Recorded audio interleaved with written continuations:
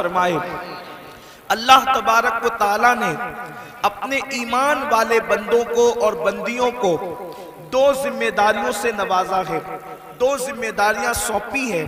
اللہ پاک ارشاد فرماتا ہے، اے ایمان والو او انفسکم و اہلیکم نارا، کہ اے ایمان والو اپنے آپ کو اور اپنی اولاد کو جہنم کی اس آگ سے بچاؤ، وقودھا الناس والحجارہ، کہ جس کا ایندھن انسان اور پتھر ہے۔ اپنے آپ کو بھی جہنم کی آگ سے بچاؤ اور اپنی اولاد کو بھی جہنم کی آگ سے بچاؤ۔ یعنی اے ایمان والے مردوں اور ایمان والی عورتوں، ایسے رستے پر تم خود بھی مت جاؤ جس کی وجہ سے تم جہنم میں جلو، اور اپنی اولاد کو بھی ایسے راستے نہ جانے دو جس پر چلنے کے بعد تمہاری اولاد بھی جہنم کا ایندھن بنے۔ اس لیے کہ ہم میں کوئی بھی ایسا نہیں ہے، نہ کوئی جن نہ کوئی انسان، اللہ کی مخلوق میں کسی میں بھی طاقت اور قوت نہیں ہے کہ وہ اللہ کے عذاب کو برداشت کر سکے۔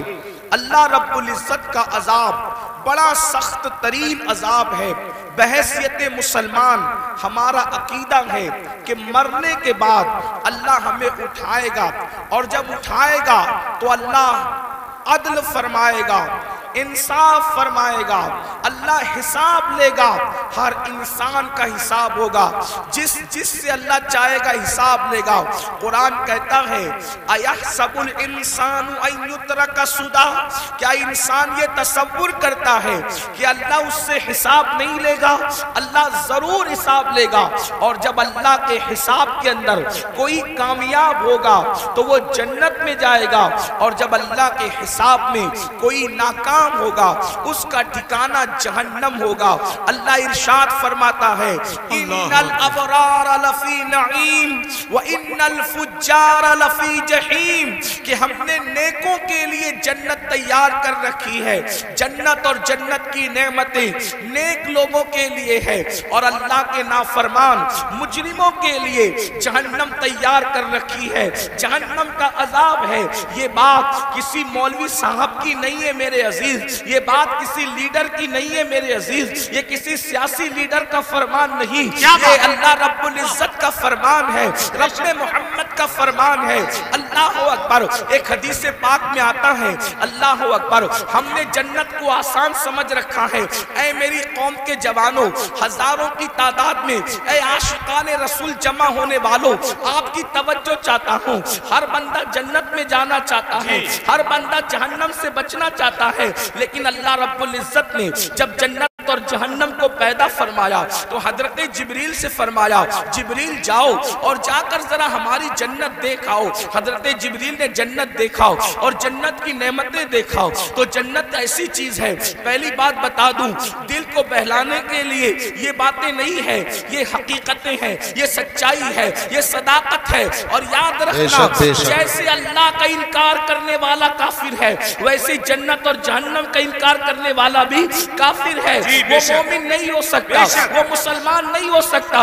اللہ اکبر۔ تو یاد رکھنا، دل کو بہلانے کے لیے یہ علماء کے قصے کہانیاں نہیں ہے، یہ خطیبوں کی من گڑت باتیں نہیں ہیں، بلکہ یہ اللہ کا فرمان ہے کہ جنت حق ہے، جہنم حق ہے۔ حضرت جبریل کو اللہ رب العزت نے فرمایا جبریل جاؤ ہماری بنائی ہوئی جنت دیکھاؤ۔ حضرت جبریل نے جنت کو دیکھا، جنت کی نعمتوں کو دیکھا، اور دیکھنے کے بعد اللہ سے عرض کیا مولا تیری جنت کتنی خوبصورت ہے، تیری جنت کتنی حسین ہے، تیری جنت کتنی جمیل ہے، تیری جنت میں کتنی نعمتیں ہیں۔ مولا جو سنے گا یہ نعمتیں تو ہر بندہ جنت ہی میں داخل ہوگا، ہر بندہ جنت میں جائے گا، مولا ہر بندہ جنت میں جائے گا۔ پھر اللہ نے فرمایا جبریل ذرا جہنم بھی دیکھ لو۔ حضرت جبریل نے جب جہنم کو دیکھا تو جہنم دیکھنے کے بعد اللہ اکبر اس کے جو عذاب دیکھے، اللہ کے عذاب، اور جہاں وہ شدت، وہ تپیش، وہ حرارت، وہ ساری چیزیں دیکھی تو آ کر عرض کرتے ہیں مولا جہنم میں ایسا عذاب ہے اب وہاں کوئی نہیں جائے گا، اور جہنم خالی ہوگی، کوئی اس میں داخل نہیں ہوگا۔ پھر میرے اللہ نے فرمایا اپنے فرشتوں سے، فرشتوں جنت کو मुसीबतों से ढक दो, फरिश्तों जन्नत को मेहनतों से ढक दो, फरिश्तों जन्नत को तकलीफों से ढक दो और जहन्नम को लज्जात और शहवात से ढक दो। अल्लाह अकबर। तो जब जन्नत को मुसीबत और तकलीफों से ढका गया और जहन्नम को लज्जात और शहवात से ढका गया, तो फिर जिब्रील ने अर्ज किया, मौला अब जन्नत में कौन जा सकेगा और जहन्नम से कौन बच सकेगा? यानी जो रास्ता जन्नत की तरफ जाता है वो मुसीबत वाला है, वो तकलीफ वाला है, और जो रास्ता जहन्नम की तरफ जाता है वो रास्ता लज्जत वाला है, शहवत वाला है, ऐश वाला है, आराम वाला है। जैसे मिसाल के तौर पर अब यहाँ जितने बैठे हुए खड़े हुए लोग पूरी महफिल में शरीक है, मैं तवज्जो चाहता हूँ, राहे जन्नत के मुसाफिर बनना चाहते हो या जहन्नम के रास्ते पे चल रहे हो? खुद अपने आप में डूबकर फैसला कर लो। देखो सर्दी की ठंडी ठंडी रात है, रात का आखिरी पहर है और उसके बाद नरम नरम गद्दों पर आप लेटे हुए हैं, आसमान से शबनम बरस रही है, पूरा माहौल गुलाबी है। ऐसे में मुअज्जिन कहता है अस्सलातु खैरुम मिनन नौम, अस्सलातु खैरुम मिनन नौम। अब जो बंदा मुसीबत उठा करके उस ठंडी के मौसम में, उस ठंडी के माहौल में बिस्तर से उठ करके मस्जिद की तरफ जा रहा है, ठंडे पानी की तकलीफ उठा रहा है, नींद को कुर्बान कर रहा है, उसके लिए जन्नत की बशारत है। और जो नरम नरम बिस्तर पे लेटा हुआ है, जो नरम बिस्तर पर आराम कर रहा है, जो नरम बिस्तर पे सो रहा है, अल्लाह अकबर।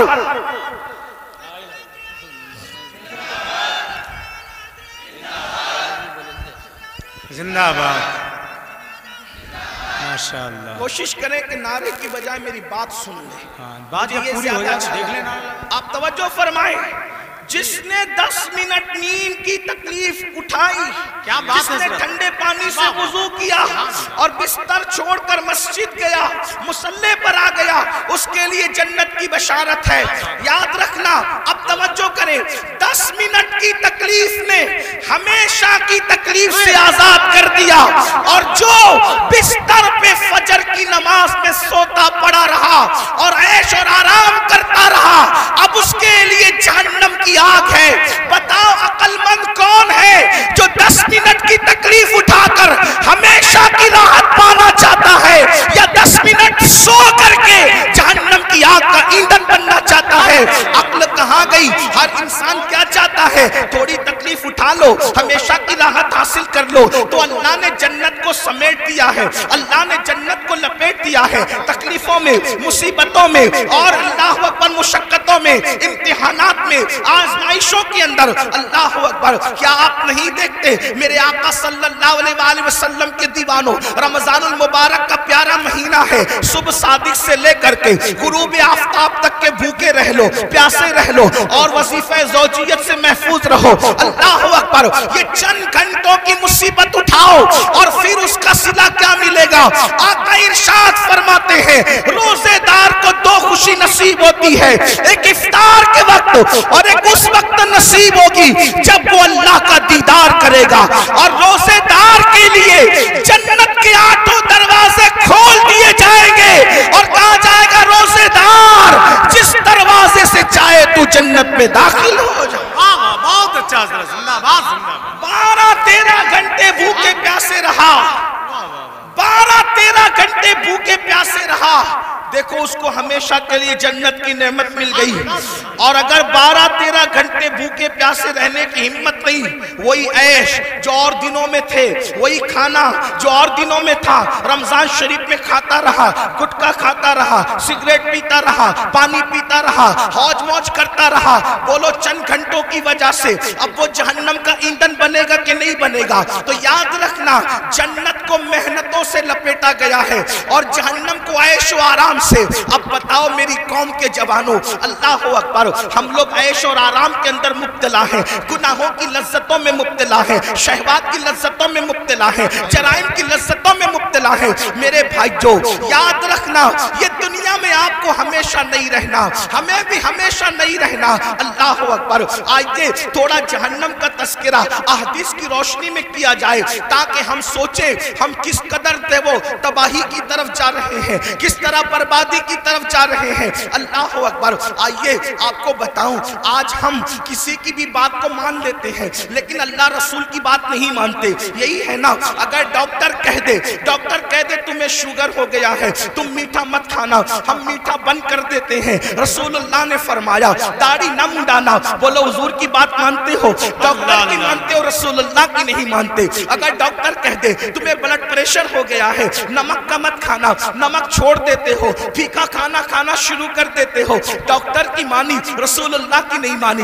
اس کے بعد آپ دیکھیں اگر جس کے یہاں 10,000 کی نوکری کرتے ہو، 10,000 کی نوکری کرتے ہو، وہ کہے تم مجھے صبح 6 بجے آفس میں چاہیے، تو کیا چوں چرا کرتے ہو؟ کیا بحث کرتے ہو؟ مباحثہ کرتے ہو؟ نہیں۔ جیسے ہی جس کے یہاں 10,000 کی نوکری کر رہے ہو، اگر وہ کہے تو 6 بجے مجھے چاہیے، 5 بجے مجھے چاہیے، ہاتھ باندھ کے کہتے جی سیٹ میں بالکل آ جاؤں گا، آپ 6 بجے کہنے میں وقت سے پہلے آ جاؤں گا۔ مجھے بتاؤ اے ظالم انسان، جس نے 10,000 کی نوکری دی ہے، اس نے اگر تجھے 6 بجے بلایا ہے تو تو 5:45 بجے جاتا ہے۔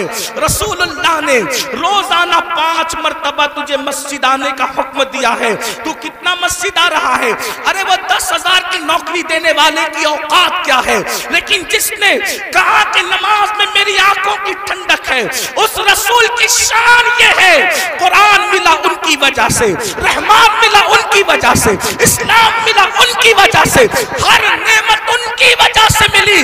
کتنا ظالم ہو گیا مسلمان! 10,000 کی نوکری دینے والے سے تو وفا ہے۔ کیا بات ہے! جس نے 10,000 کی نوکری دی اس کی بات تو مان رہا ہے، کیا بات! لیکن جس نبی کے صدقے میں سب ملا، وہ کون سی نعمت ہے جو اللہ کے رسول کی وجہ سے نہ ملی؟ کیا بات ہے! سبحان اللہ! ہر نعمت انہی کے صدقے میں، ہر نعمت انہی کے وسیلے سے، ہر نعمت انہی کے واسطے سے۔ میرے امام فرماتے ہیں خلق کے حاکم ہو تم، رزق کے قاسم ہو تم سے ملا جو ملا، تم پہ کروڑوں درود، تم ہو جواد و کریم، تم ہو رؤوف الرحیم، بھیک ہو داتا عطا، تم پہ کروڑوں درود۔ اپنا مسئلہ کیا ہے؟ ہم سب کی بات مان رہے ہیں، رب کی نہیں مان رہے ہیں، رب کے رسول کی بات نہیں مان رہے ہیں، سب کے فرما بردار ہیں، اللہ رسول کے فرما بردار نہیں ہے۔ اب اس کا انجام کیا ہے؟ تھوڑی دیر ایک حدیث سن لے جو صحیح کے اندر موجود ہے، صحیح ستہ میں ایک حدیث آئی ہے، اس کو دل کے کانوں سے سن لیں۔ اگر اپنا بھلا چاہتے ہو، یاد رکھنا اتنا یقین ہے کہ مرنا ہے، اتنا یقین ہے موت آنی ہے، اتنا یقین ہے اللہ کو منہ دکھانا ہے، اتنا یقین ہے اللہ کی عدالت میں کھڑے ہونا ہے، تو سن لو میری قوم کے جوانوں، تم چاہو تو ماحول بدل سکتا ہے، تم چاہو تو انقلاب آ سکتا ہے، تم چاہو تو تبدیلی آ سکتی ہے۔ اللہ اللہ اکبر۔ آپ اتنے شوق سے سننے کے لیے علماء کو آتے ہو، میرے قوم کے جوانوں تم ہماری قوم کا سرمایہ ہے، جتنی شوق سے سنتے ہو اگر اتنے ہی شوق سے بدل بھی جاؤ، اتنے ہی شوق سے عمل بھی کر لو، پوری دنیا میں انقلاب آئے گا۔ صرف ہندوستان کا جوان پورے ملک کے انقلاب کے لیے کافی ہے، اور پورا ملک نہیں بلکہ پوری دنیا کے انقلاب کے لیے کافی ہے۔ میرے آقا علیہ السلام کے پیارے دیوانوں، آؤ اگر اپنے آپ سے پیار ہے، اپنے آپ سے محبت ہے، اپنے آپ سے الفت ہے، تو ذرا دھیان سے اپنے نبی کا فرمان سنو، اپنے سچے نبی کا فرمان سنو، اپنے رب کا فرمان سنو۔ اللہ اکبر۔ یہ جو مضمون میں بیان کر رہا ہوں یہ قرآن مقدس کی آیت مبارکہ میں بھی ہے اور حدیث میں بھی ہے، قرآن حدیث دونوں میں اس کا تذکرہ ہے جو مفہوم پیش کر رہا ہوں۔ اللہ اکبر۔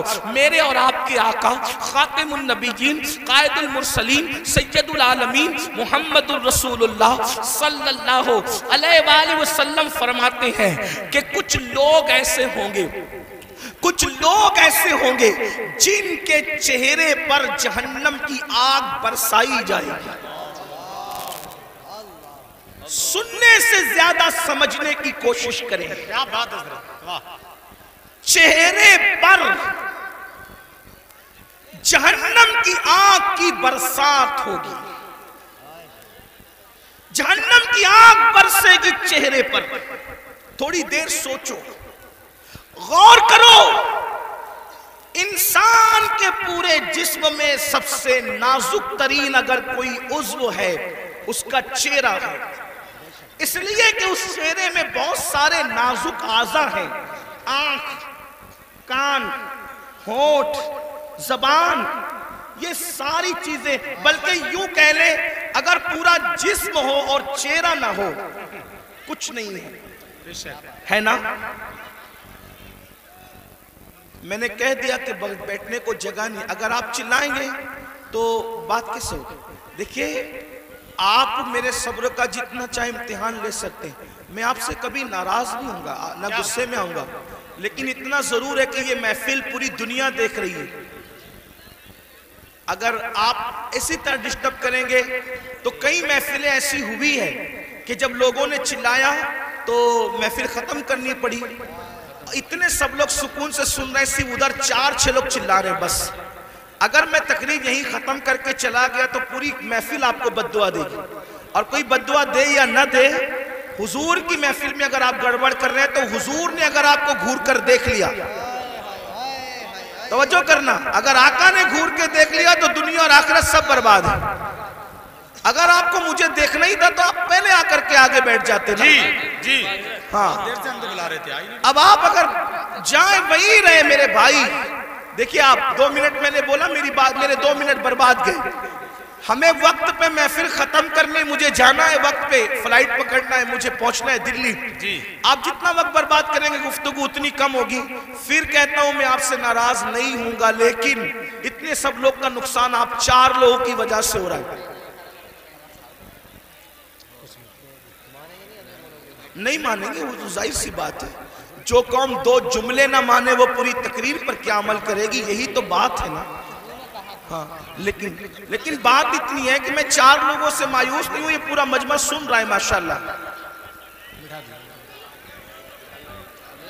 ایک بار سب درود شریف پڑھنے بلند آواز. اللہم صلی علی سیدنا و مولانا محمد مبارک وسلم. صلاۃ و سلام علیک. ایک بار اور بلند آواز سے درود شریف پڑھنے آپ. عاشقوں کی طرح پورا مجمع پڑھو تو ہزاروں درود کے تحفے پہنچ جائیں. مل کے پڑھیں درود شریف. اللہم صلی علی سیدنا و مولانا محمد معدن الجود والکرم و آلہ و صحبہ و بارک وسلم. صلاۃ و سلام علیک یا رسول اللہ صلی اللہ علیہ وسلم. آپ کی مراد پوری ہو گئی. اب میں گفتگو کر سکتا ہوں, اب میں بات آگے بڑھا سکتا ہوں. ایک بار پھر سب لوگ درود شریف پڑھیں. بیٹھ جاؤ. ایک بار پھر درود شریف پڑھیں بلند آواز. عاشقوں کی طرح سب مل کے پڑھیں. اللہم صلی سیدنا و مولانا محمد معدن الجود والکرم و آلہ و صحبہ و بارک وسلم. صلاۃ و سلام علیک یا رسول اللہ. صلاۃ و سلام علیک یا جد الحسن والحسین. توجہ فرمائیں, حدیث پڑھی جا رہی تھی.